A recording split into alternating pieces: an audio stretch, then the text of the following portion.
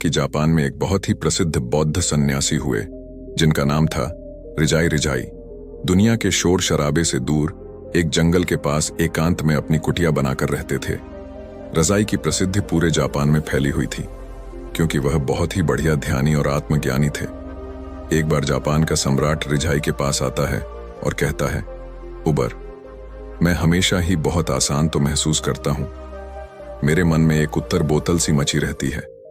हालांकि मेरे पास बहुत सारा धन और वह सारी सुविधाएं हैं जिनके लोग सपने देखते हैं, फिर आखिर क्यों मेरे अंदर इतनी अशांति और व्याकुलता है? रिजाई ने कहा, इसका जवाब आप जानते हैं। बस आपने कभी खोजा नहीं कि आप एक प्रयोग करेंगे जिसके बाद आपके जीवन में किसी प्रकार की कोई अशांति और व्याकुलता नहीं बचेगी। सम्राट उत्साहित हो गया और बोला, बताइए मुझे क्या करना पड़ेगा? रिजाई ने कहा, आपको अगले 10 दिनों तक इसी आश्रम में एक साधारण व्यक्ति का जीवन जीना होगा और इन 10 दिनों में आप जितना हो सके उतना कम बोलेंगे और हमेशा ही अकेले एकांत में बैठे रहेंगे। सम्राट रिजाई की बात से सहमत हो गया। पहले दिन सम्राट का मन रोज की तुलना में ज्यादा शांत और उधर पुथल से भरा रहा। उसके मन में सैकड़ों प्रश्न पूछ रही थी और साथ ही आश्रम के एक साधारण से जीवन में वह असहज महसूस कर रहा था। लेकिन रजाई के कई अनुसार उसने पूरे दिन एक भी शब्द अपने मुंह से नहीं निकाला और चुपचाप एकांत में बैठा रहा। रात होते होते उसे एक अजीब सी खुशी का अनुभव होने लगा। उसके अंदर की बेचैनी कम होती जा रही थी। अगले दिन सम्राट एकांत में चुपचाप बैठा हुआ पौधों और फूलों और आकाश में उड़ने वाले पक्षियों को निहारता रहा कि आज जिंदगी में पहली बार उसने महसूस किया था कि उसके आसपास की प्रकृति कितनी खूबसूरत है। वह पूरी तल्लीनता के साथ दिन भर प्रकृति को देखता और महसूस करता रहा। इसी तरीके से 3-4 दिन बीत गई। अब तक सम्राट के मन की सारी भागादौड़ी, सारी उथल पुथल शांत हो चुकी थी। 5वें दिन की सुबह सम्राट एकांत में जाकर बैठा तो कुछ देर बाद अपने आप उसकी आंखें बंद हो गईं और वह ध्यान में चला गया। वह पूरे दिन आंख बंद किए बैठा रहा और गहरे ध्यान में उतरता गया। कोई शब्द नहीं, कोई चिंता नहीं। सम्राट अंदर से अनंत शांति और आनंद से भर गया था। अपने बाकी के बचे हुए दिन ध्यान में गुजारने के बाद सम्राट रिजाई के सामने उपस्थित हुआ। उसने रिजाई की पैर छूकर प्रणाम किया और बोला, उन पर मुझे जवाब मिल चुका है कि आखिर क्यों मेरे अंदर इतनी उफल होता है, आखिर क्यों मेरा मन इतना अशांत और व्याकुल रहता है। रिजाई ने कहा, बताओ तुझे क्या जवाब मिला? सम्राट ने कहा, मैं जरूरत से अधिक शब्दों का प्रयोग करता था। अपने लोगों के साथ दिन भर बेमतलब की बातें किया करता था और फिर अकेले में उन्हीं बातों के बारे में सोचता रहता था, जिसकी वजह से मेरा दिमाग बेचैन और अशांत रहने लगा और इसी के साथ मेरा शरीर भी। और इसके परिणाम स्वरूप मैं अपने किसी भी काम को ठीक तरीके से नहीं कर पाता था और फिर मैं अपने लगभग हर काम में असफल होने लगा और इस असफलता की वजह से मैं और भी ज्यादा उदास और मायूस रहने लगा, जिससे मेरा जीवन एकदम निराशा से भर गया था। लेकिन इन 10 दिनों में मैंने महसूस किया कि मैं अपने जीवन को गलत तरीके से जी रहा था और मैंने यह सीखा कि आपको ध्यान करने की जरूरत नहीं है, बल्कि ध्यान तो अपने आप होता है जब आप स्थिर, शांत और मौन होते हैं।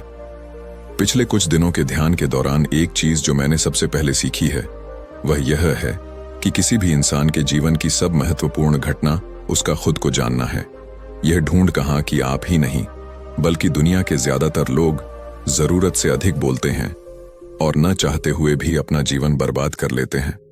गौतम बुद्ध अक्सर अपने शिष्यों से कहा करते थे कि दुनिया की सबसे तेज छुरी हमारी जुबान है, जो कि बिना किसी खून खराबे की लोगों को मार देती है। हमारी भाषा और शब्द हमारे हथियार हैं और हमारी कमजोरी भी। अगर सही सोच के साथ सही समय पर सही शब्दों का उपयोग किया जाए तो यह इंसान को सफल बना देता है, लेकिन अगर शब्दों का ही खेल उल्टा हो जाए तो यह इंसान की जिंदगी को नरक बना सकता है। एक बार गौतम बुद्ध से उनके एक शिष्य ने पूछा, गुरुदेव, अब ज्यादातर समय मौन क्यों रहते हैं? बुद्ध ने कहा, क्योंकि मौन में मैं अपने अंदर के परमात्मा को सुन पाता हूं। मौन खुद के भीतर उतरने की पहली सीढ़ी है। मौन हुए बिना खुद को जान पाना असंभव है कि कुछ को जानने और समझने की पहली शर्त यही है कि आप मौन हो जाओ। ज्यादा बोलना दिमाग को अव्यवस्थित कर देता है।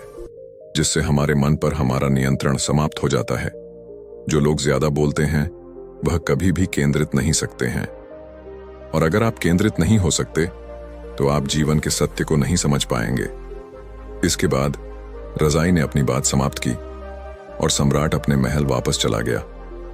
दोस्तों, आपने भी कई बार ध्यान दिया होगा कि जो लोग ज्यादा बोलते हैं वह अक्सर लोगों के बीच हंसी का पात्र बन जाते हैं, और जो कम बोलते हैं वह अपने शब्दों पर अडिग रहते हैं, लोगों का सम्मान भी करते हैं और उनकी बातों पर भरोसा भी।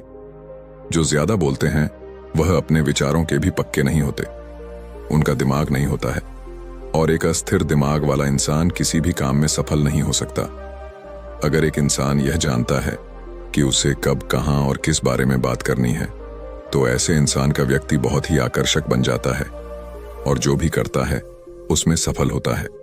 दोस्तों, अगर हम महान और सफल लोगों के व्यक्तित्व को थोड़ा गहराई से देखें तो पाएंगे कि ऐसे लोग जितना हो सके उतनी कम शब्दों में अपनी बात समाप्त कर देते हैं और चीजों के बारे में बड़ी गहराई से सोचते हैं। जो ज्यादा बोलते हैं वह अक्सर झूठ भी बोलते हैं और लोगों की बुराइयां करते हैं। इसी कारण इनके अपने लोग भी इन्हें पसंद नहीं करते और इससे बचने की कोशिश करते हैं। हमारे भारतीय मिशनों में भी कहा गया है कि हमारे शब्द वास्तविक प्रेम शक्ति हैं या ब्रह्म शक्ति से, मतलब हमारी आंतरिक जीवन शक्ति से हैं। ब्रह्म का अर्थ है ज्ञान। धैर्य से ध्यान और ध्यान अपने जीवन के प्रति जागरूक हो जाते हैं। इसलिए अगर हम ज्यादा बोलते हैं तो हार्मोन खो देते हैं, जो कि हमारे शांत और स्थिर जीवन का पहला आधार है।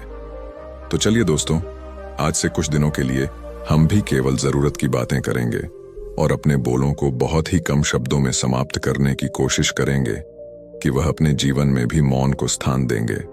और अगर हो सके तो दिन में कुछ समय के लिए एकांत में मौन होकर बैठने की भी कोशिश करेंगे। मुझे पूरा भरोसा है कि इससे हमारे जीवन में सकारात्मक बदलाव जरूर आएगा। दोस्तों, आज की वीडियो में बस इतना ही। हमें यकीन है कि इस वीडियो से आप लोगों को बहुत कुछ सीखने को मिले होंगे। और दोस्तों, आप लोगों को इस वीडियो से क्या सीखने को मिला हमें कमेंट करके जरूर बताइएगा।